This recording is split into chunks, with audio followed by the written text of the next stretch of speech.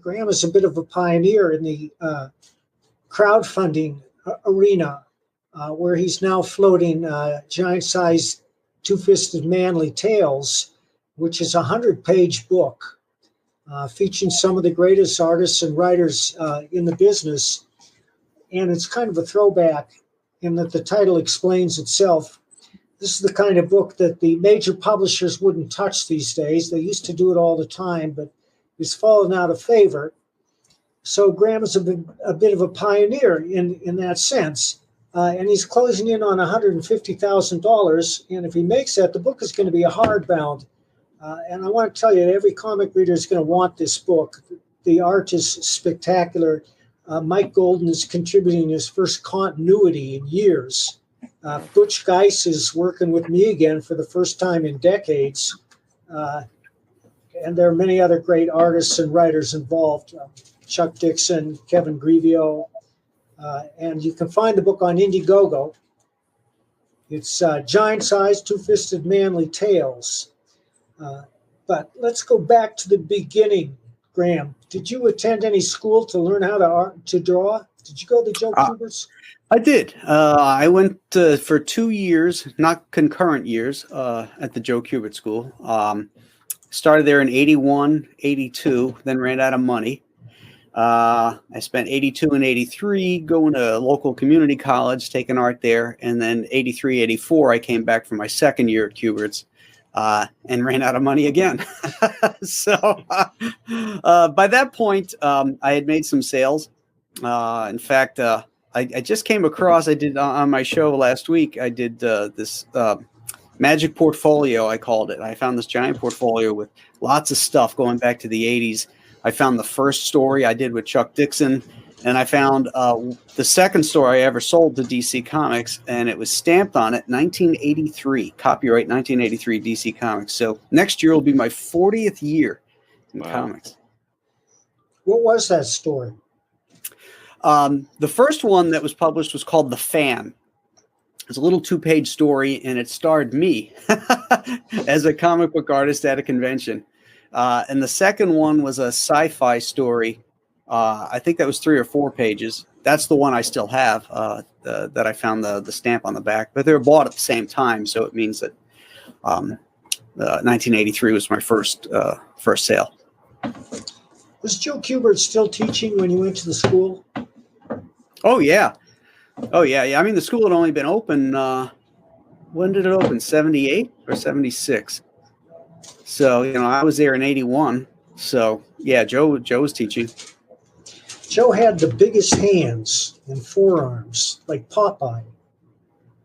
He had a grip on him that was like a steel vise. I consider I have a good grip. I was a wrestler, and you gotta develop that for that kind of stuff. But Joe was like sticking your hand in a vise. It's like, oh, he had those big Polish hands, You're an advocate of lifting, aren't you? Yeah. I got that from my wrestling days. I got into that. Had to take advanced weight training as part of the sport and all that, and then really got into it and enjoyed it. And then I had kids and became a doughboy. And then once I got into college and I was able to devote more time to it. So like the last 10 years, I've been back into it really, really good. Would you mind telling us a little bit about your routine? Do you lift every day? About 5 days a week. It depends on what I'm trying to do. I switch it up from going to strength training, which then I only do it 3 days a week, to doing what are called splits, where you take various muscle groups and you do exercises for those muscle groups, like push pull or specific groups. Right now, that's what I'm doing because it's lighter weights, and I have a problematic back, and right now I'm in the nursing it back stage. I have a problematic back too. It happens when you sit a lot. No matter what you're doing, there's a muscle near your spine called I think it's called the piriforma, and it gets gets weak and it gets out of shape when you're sitting. And what happens is when it goes, it pushes against your sciatic nerve, and then it causes spasms. And before you know it, you're like, oh, you can't do anything. And that's what happens with me. It's like when it goes, it's like, it's brutal. My chiropractor has a saying: we have to terraforma the paraforma. Well, it could tear mine out as far as I'm concerned. It's more of a pain in my ass. Literally. Graham, what prompted you to leave the majors? I didn't like what comics were becoming in the late 90s. I felt that they were getting too violent. They were overly sexualized. Comics that I loved as a kid, and that my mom, if I was sick and I wanted some comic books, she'd go out to 7-Eleven and she could pick up Superman, Batman, Spider-Man, Fantastic Four, whatever, Captain America, even Conan, and not have to worry. Well, Conan she had to worry about. But the other one she didn't have to worry about. And, when I was with DC, I was under contract for a lot of years, and they would send the freelancers everything they published. And I had to call through that stuff to find stuff that was appropriate for my young daughters at the time, because the stuff was too violent or overly sexual. So I was getting fed up with it. Editors were changing. So many of the contacts I had up there were leaving or were gone. And I got into self-publishing. I self-published a book called Monster Island back in 1998 as a comic book that I could do for my girls that they could read. And so that was the beginning of the end for me. And then I ended up getting into newspaper strips, working for King Feature Syndicate for about 13 years. So I was out of comics ostensibly for 13 years, with an occasional freelance gig every now and then. And then, I decided that was soul sucking. I couldn't stand it anymore. I needed more challenge. So I jumped back into comics again. And, it was hard finding work. There were, and that was the time when the comic companies were really starting to get woke, and the leftist ideologues were starting to run the show. And they can say there's no blacklist, but there was a blacklist, and work wasn't coming. So I ended up getting involved in crowdfunding. Well, you are hardly a risible personality. I wonder why they would blacklist you. I know, I'm so lovable. Who would blacklist me? But seriously, you're not a noisy online personality. No, I'm not. I'm not an ideologue either. I mean, if people ask me my opinions, I'm not shy about saying them, and I won't back down if conversations come up and they start throwing some, nonsense that I disagree with, because I embrace and enjoy educated arguments. If you know your shit and you can defend it, let's go. Then just like in times past, you have a beer together and you laugh. I have a lot of friends that don't vote the way I vote or don't think the way I think, but we still remain friends. But in our business, what was happening was like this whole group think was going on. If you weren't in, you were out. And I found out from that the head of DC Comics at one point took work away from me. A guy wanted me to do the covers for those gigantic omnibuses, and it was Dan DiDio, really, who told this editor that give it to somebody we have a relationship with. Now, if they didn't have a relationship with me, then it was not my fault, because I was pitching stuff, I was contacting editors, and I'd get a polite no and all of that. So if there was no relationship with me, it wasn't for lack of trying on my end. Like, since Mike was saying that you're not that noisy online, that they were judging you because of some of your friends, maybe who might be more. Yes, I do believe that is true. That I was lumped in with because of who or that type of thing. that was transferred over to me. Yeah. One friend in particular? Well, One very good friend who this guy couldn't stand. And then by, association, I was lumped in it too. But I'd rather be loyal to that friend than anybody else. I think we all would at this stage. And I think we're all finding much greener pastures in crowdfunding. No doubt about it. My wife sees in me a happiness she hasn't seen in years, that I'm happier now doing my own stuff, writing my material, publishing it, illustrating it, doing everything, and owning it. Right. I'm finding new markets and new fan bases, and I'm reaching out, and it's really been a wonderful thing. So many. They better start. Our colleagues better start thinking about the future, because that Titanic is sinking, and they're rearranging deck chairs. Your Alien Alamo is a wholesome comic for the whole family, I would say. Wouldn't you say so? I would. I mean, there is some gore in it, so they'd have to be aware of that. My first book, The Chenoo, was strictly straight up horror. If that was a movie, it'd be rated R because of the gore and some of the language in it. Alien Alamo is definitely a much more family friendly, but it touches on subjects and topics like PTSD that are definitely much more mature. But it's illustrated in a style that looks kind of like 50s cartoons. It has a more of an animated feel to it. So it's deceptively embraceable, I guess you could say. The 10-issue Bane series you did with Chuck, was that after you had more or less been shown the door, that they came back to you? Yeah. DC did not want to publish it, but DC had to publish it. So that's all I'm going to say.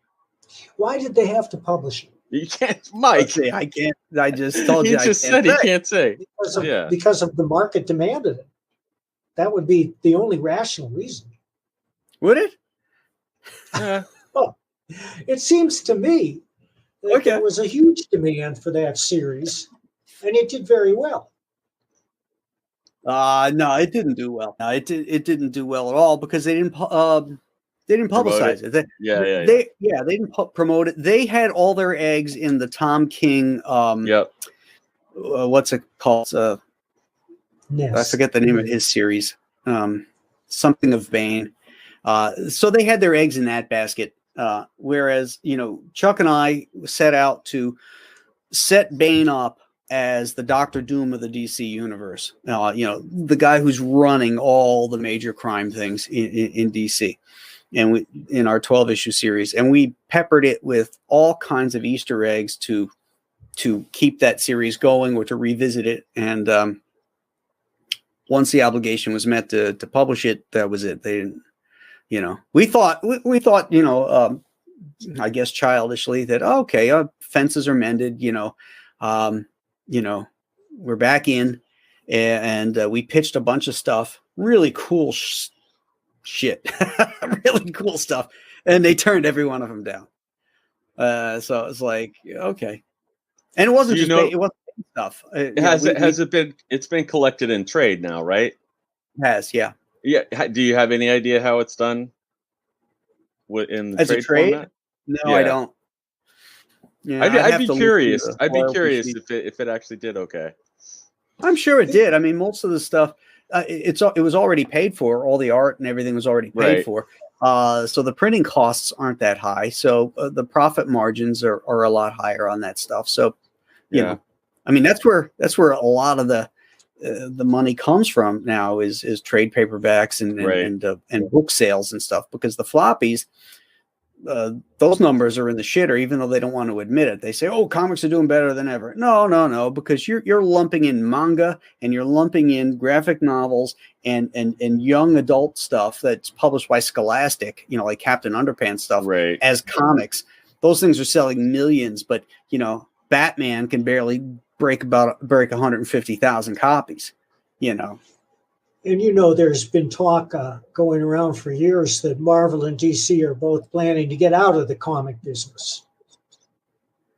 Yeah, I think that down the road, now that they've been bought out by these various larger multinational corporations who really don't give a shit about publishing, Disney could care less, and now Discovery, who owns DC Comics, after that merger, I don't think they care about publishing. All they care about is mining the IP. And they've got 80 years of material to deal with. So in their minds, they're thinking, why do we have to produce new stuff? So, so now you've got these ideologues in there pushing all these agenda-driven stuff that isn't selling for crap, and they don't care because the message is more important than sales to them.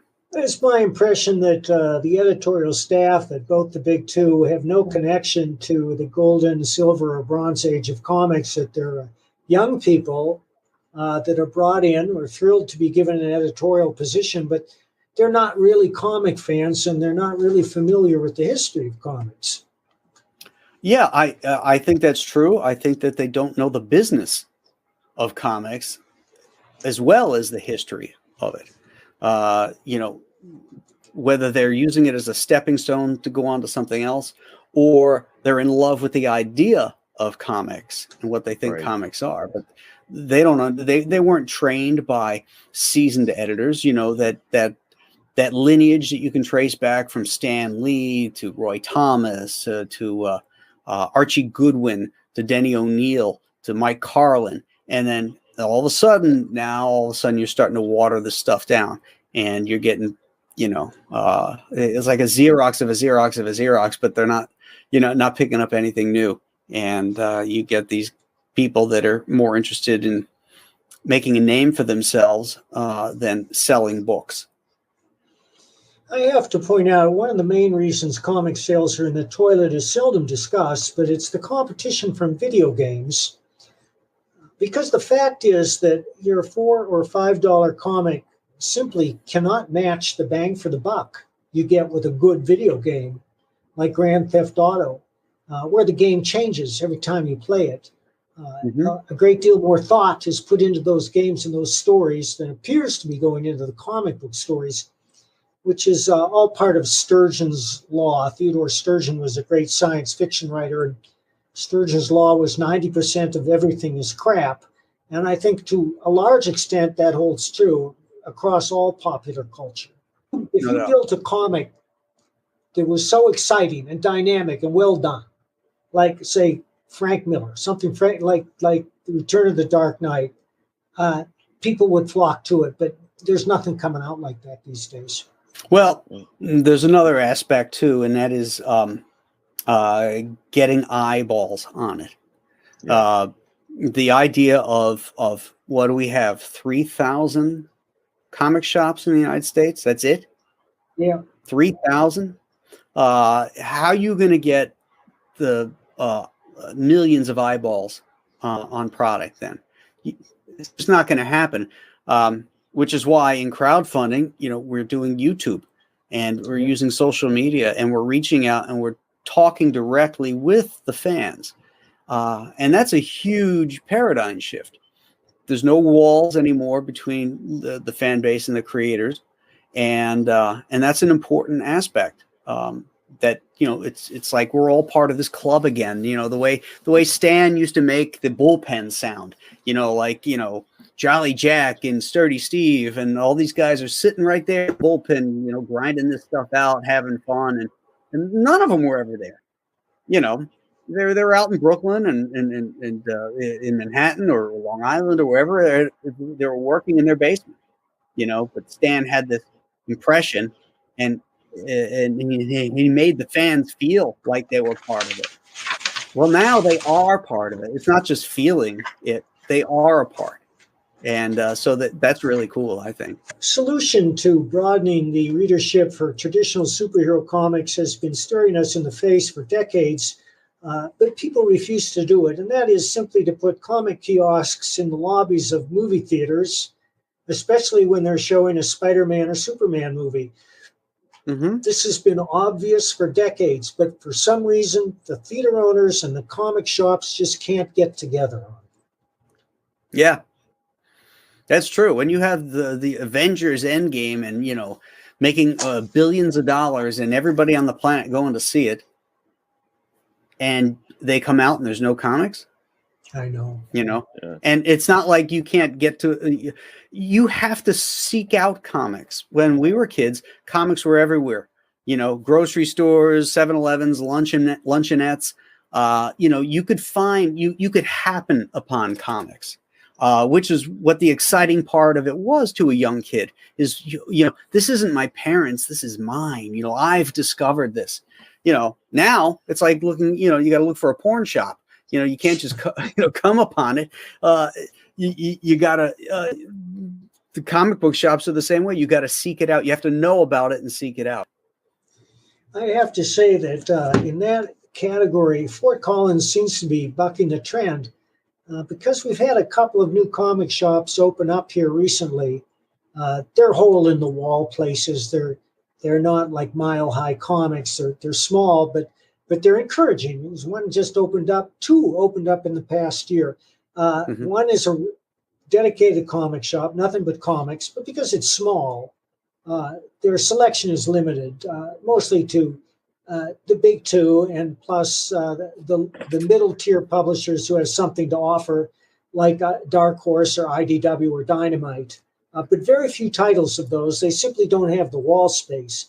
Now, we do have one big comic shop in town, but even they are forced to pick and choose.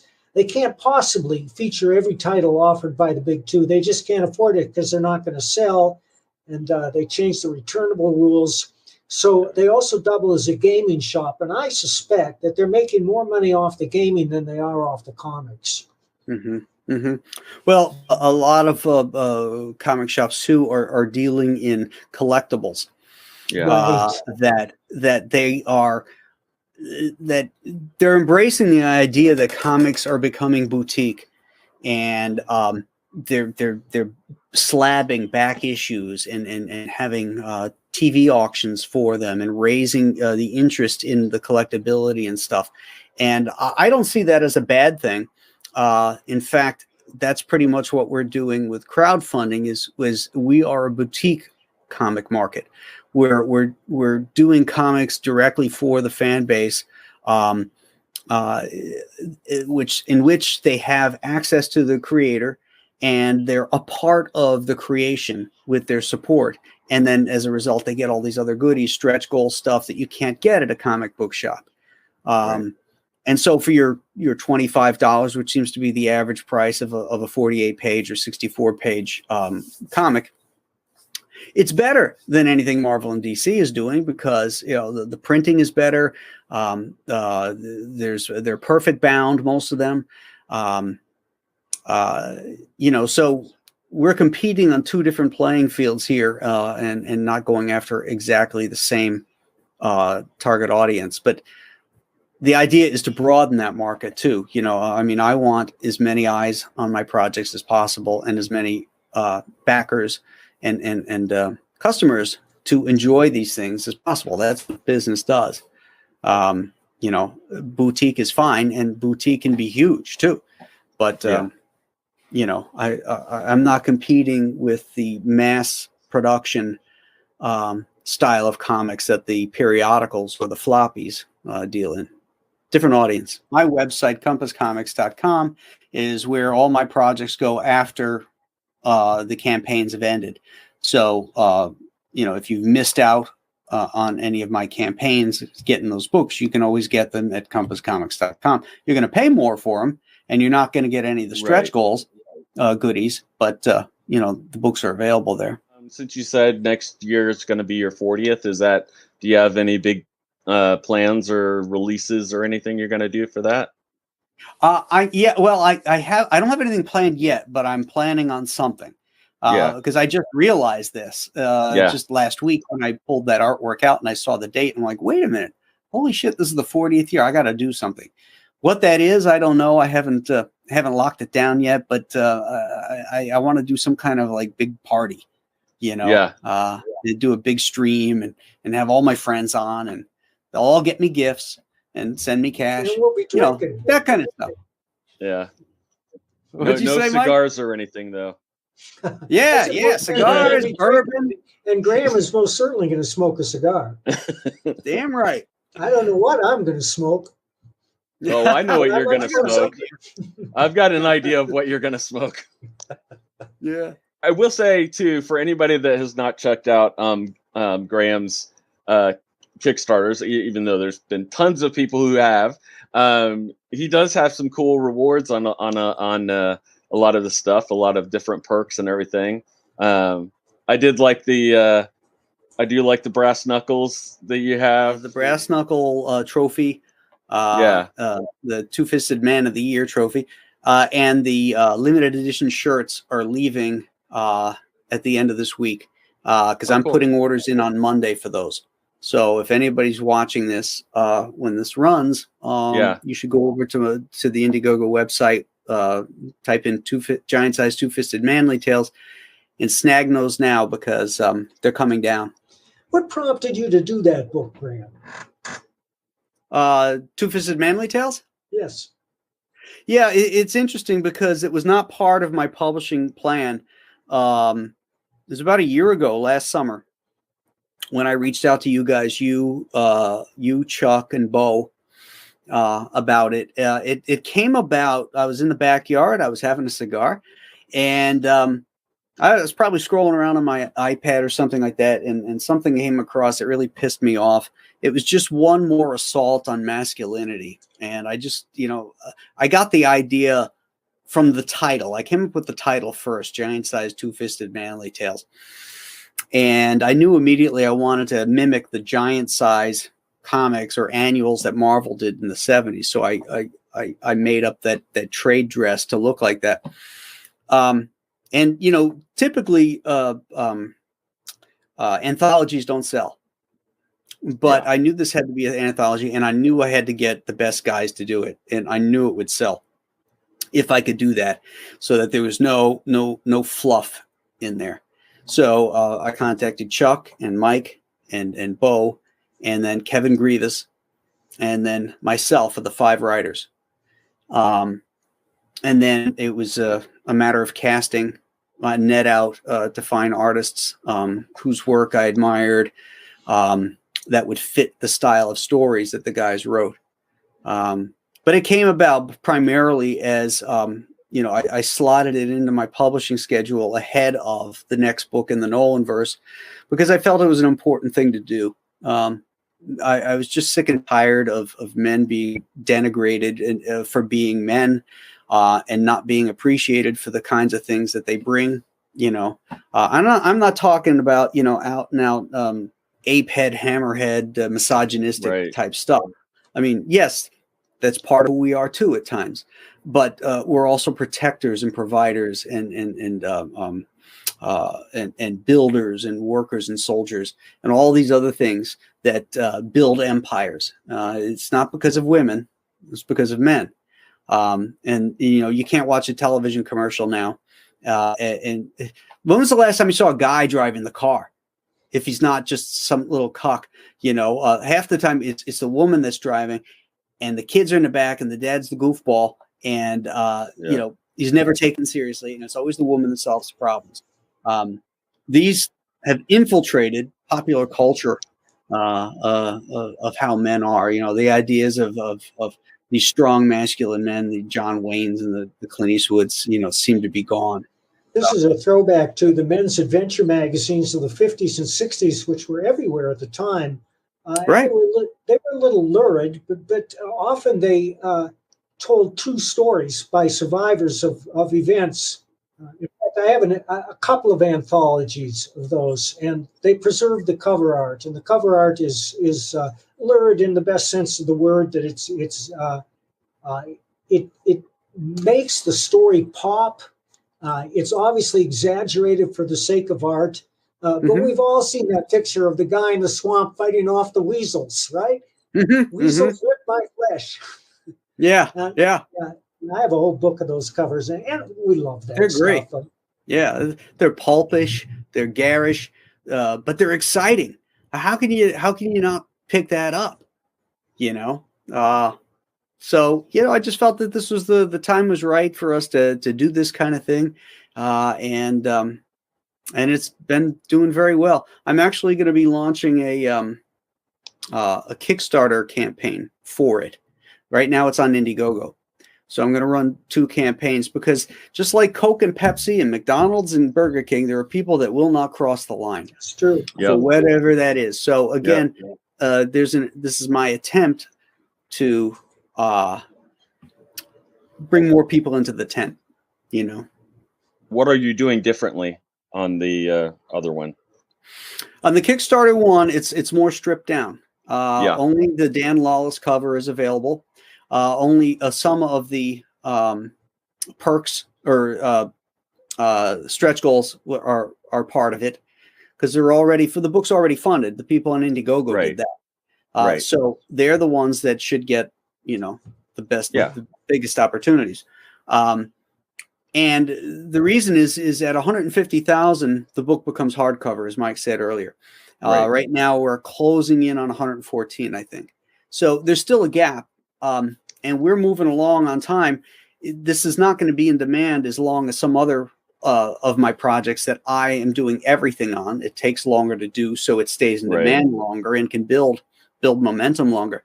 This one, because everybody else is working on it and stuff, it's going to fulfill quickly, and will be on time in August. So in my effort to bump that up, if we can get another 40,000, whatever it is, 50,000, to kick that up to 150, then on the Indiegogo people that got the original Michael Golden cover will have their books upgraded too, because I'm going to combine the two, so that they those initial supporters get the big break. Basically a store for Kickstarter. So for people that want these books and won't cross over, they have an opportunity to get it. But they're getting, they don't get the same goodies you would if you're on Indiegogo. When the book comes out, there's a good chance that you could approach a publisher, not just any publisher, because as we know, the publishers have gone woke. In fact, Penguin has a racial quota system for people who are submitting books. But there are other publishers out there that might be interested, conservative publishers like Regnery, for example. And because everybody's been paid already, they wouldn't have to pony up the creative costs for it. And I think everybody, to see that book in a bookstore, would be willing to take a royalty deal. Maybe. We'll have to see. Who do you like? Who do I like? Yeah, as a writer. Oh, I just did a show on this. I like Elmore Leonard. I like John D. McDonald. Oh, John D., that's why I'm writing. Okay. I like Ernest Hemingway. I like Carl Hyacin. Let's see, who else? You know that Elmore Leonard never outlined. He's one of the very rare novelists who would just sit down and start banging by the seat of his pants. He's amazing. I just saw a great Elmore Leonard quote. He said, what do you say to a man with two black eyes? Nothing. He's been corrected twice already. Have you heard of Jack Carr? I have. I don't think I've read any of his stuff, though. He's an amazing writer. I'm on his second book now. The first was The Terminal List. Jack Carr is an ex-Navy SEAL who has been all over the world. And he writes with an authenticity no other thriller writer can match. He gets all the hardware correct. He gets the procedures correct. He's been to every city in the world, it appears. When he describes a city in Africa, he's been walking down the street. He's a guy I recommend. They're turning his books into a series starring Chris Pine. Cool. The guy's name is Reese. I think his hero, Steve Reese, is and he's a series now.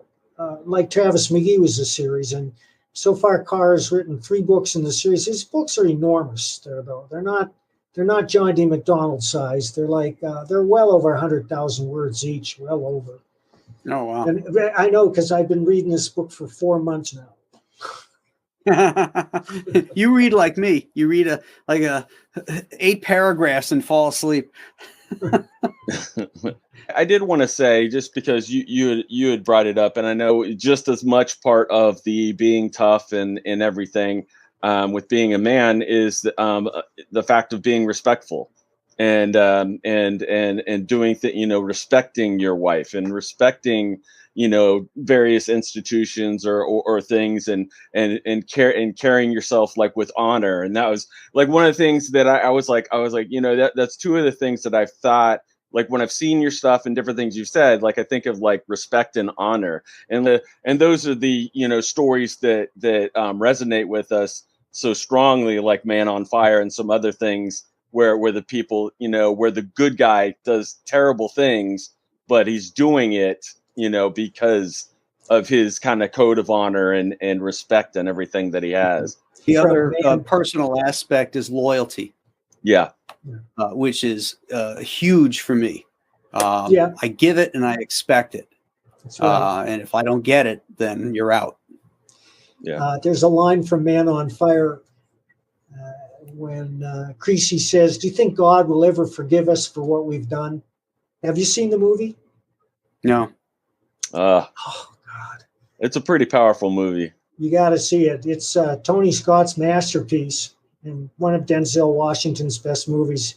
It's a near perfect thriller. Yeah. When did it come out? Oh, at least 10, 12, 15 years ago. It's the second version of the movie, of the book. The first one starred Scott Glenn, and it's a yawner. It's just forgettable. The second one is such a powerhouse, you can't believe it. Man on Fire. Man on Fire. All right. Yeah, he's a retired CIA goon who's drinking himself to death when he gets a job bodyguarding a little girl in Mexico City where kidnappings are rampant. Yeah. Oh, yeah. And he tapes the guy's hands to the steering wheel. So that's later on. Yeah. Let's not give too much away. Well, it's a memorable scene. It certainly is. It certainly is. I'll look for it. Is Compass Comics mainly about getting your projects out, or are you going to be bringing in more people, or it just depends on whatever the project is? Well, it started that way to be a showcase for my projects. I have a publishing plan with for what I call the Nolan verse, which are these stories, these books that all reside in horror, sci-fi, supernatural worlds. It's not superhero stuff, but all this stuff, and they're all interconnected, and it includes Joe Frankenstein as well. I even mentioned Joe Frankenstein in the Chinook obliquely, but if you are aware of it, you'll get the reference. But these stories are all interconnecting. The characters are coming and going throughout different stories. The last one, Alien Alamo, will feature in the next book, The Ghosts of Matacumba Key, will feature a character, or actually a character from Alien Alamo and a character from the Chinook in it. Nice. So to answer your question, it was originally to showcase, and then I decided, well, I wanted to do this as well, the Two-Fisted Manly Tales, and it's a lot of work as a publisher. You got to be diplomat and cat wrangler all in one. Yeah, it's also not as profitable because there's more overhead costs, obviously, to pay creators and all that kind of stuff. So will I do that again? I don't know. I'm not totally turned off on it. It all depends. I'm thinking of giant-sized Two-Fisted Adventure Tales as the next one. And then there is going to be a Joe Frankenstein one too. And we're going to do Return to Joe Frankenstein. Will you self-publish that? Yes, that'll be under Compass Comics.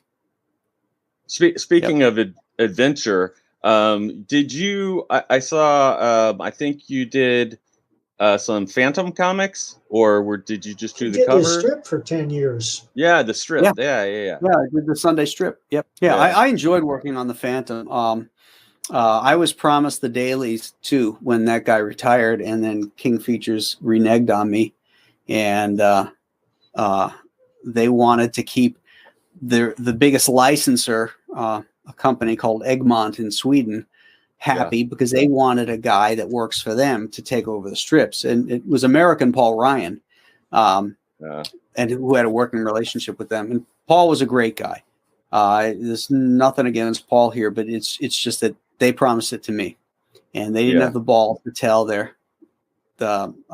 Egmont that, hey, this is our character, this is the guy, he's doing the Sundays, everybody's loving it, we're going to give him the dailies too. And they didn't do it, and I felt I got boned, and so I walked away from the Phantom. But I really enjoyed doing that strip. Well, it's a shame that the newspaper comic strip is dying. The adventure strip has been dead for years. I don't know what's left. Mary Worth, maybe. There's some ghosts walking with the names of famous adventure strips. Yeah, Dick Tracy's still there, but yeah, Graham, I actually got started as a ghostwriter on Steve Roper and Mike Nomad. Oh, I love that strip. Yeah, Norman Saunders. Yeah, but I was actually working more with the artist Fran Matera. Oh, Matera. Yeah. Yep. Were those ever collected, Jeff? I don't know if the last ones were. But I mean, it was a blast because Fran I basically came in when the writer had passed away, and as you know, and they had and for that they had like the weekly stories, and then they had the weekend stories, which I mean, it was great for me. It was a great crash course in learning how to tell stories when you're so limited with what you have to work with and everything.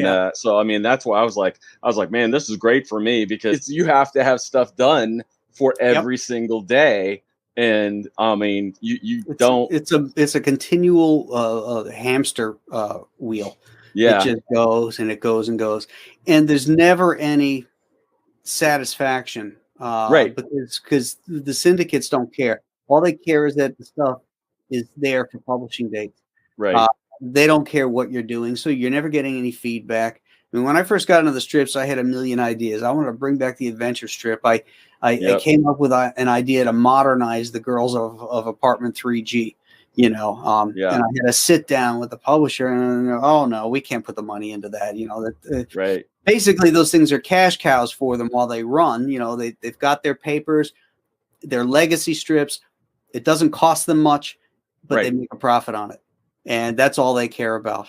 But it turns out I took that idea for the girls and created the Girls of Dimension 13 for Aftershock Comics. Nice. So never throw out ideas. I mean, that's one of the great things about what you're doing now, too, with the boutique sales and everything. And it reminds me a little bit of like Stranger Things, like how they're tapping into the past and different things, but they're doing kind of their own thing with it, and there's definitely a market for it.